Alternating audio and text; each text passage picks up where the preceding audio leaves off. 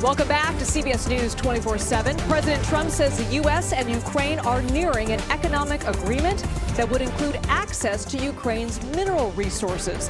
At Trump's first full cabinet meeting today, he said Ukrainian President Volodymyr Zelensky will come to the White House later on this week to sign that deal. Let's take a listen.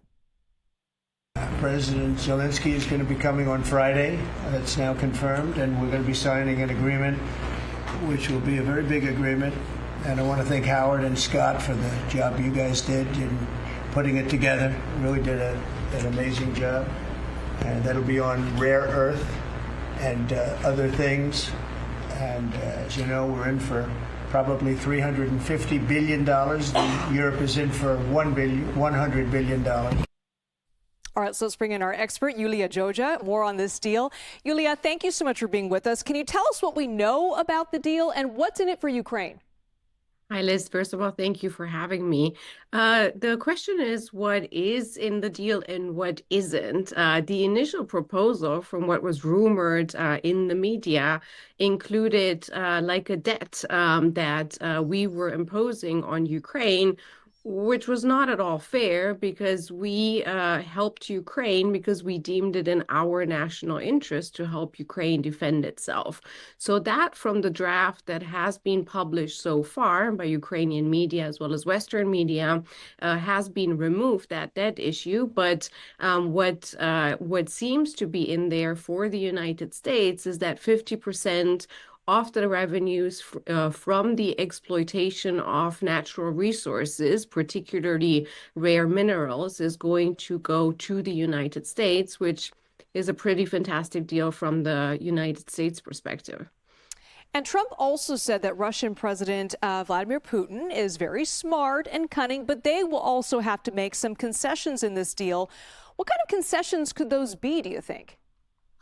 Well, that's entirely unclear. And at this moment, I see one deal completely divorced from the other one. This deal that President Trump is talking about is a deal for the resources on Ukrainian territory that are to be exploited in many years to come from now.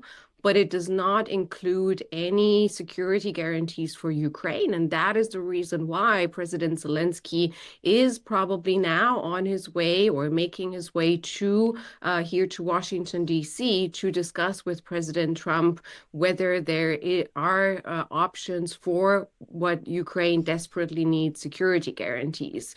When it comes to the peace deal, there are a lot of unknown elements at this moment, but from the initial negotiations that we've seen bilaterally between the United States and Russia in Saudi recently, in Saudi Arabia, we've seen the United States putting on the table things that are key to European and to Ukrainian security without making very clear demands.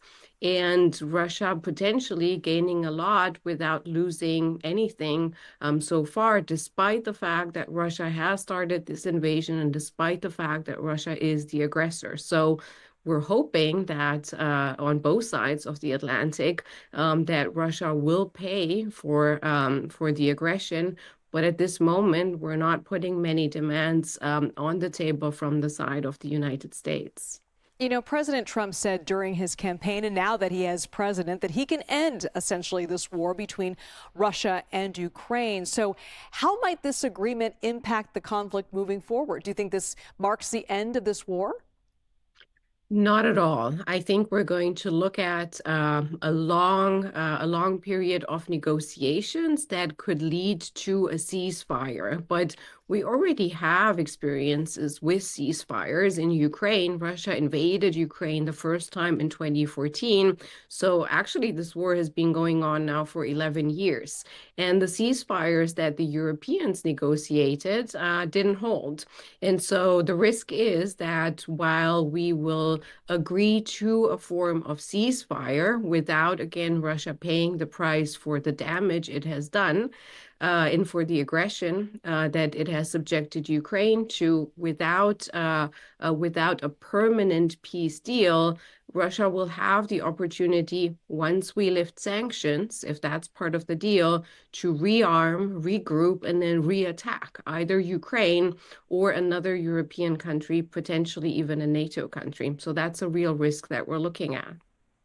Iulia Joja, the senior fellow at the Middle East Institute. Thank you so much for that. Thank you for having me.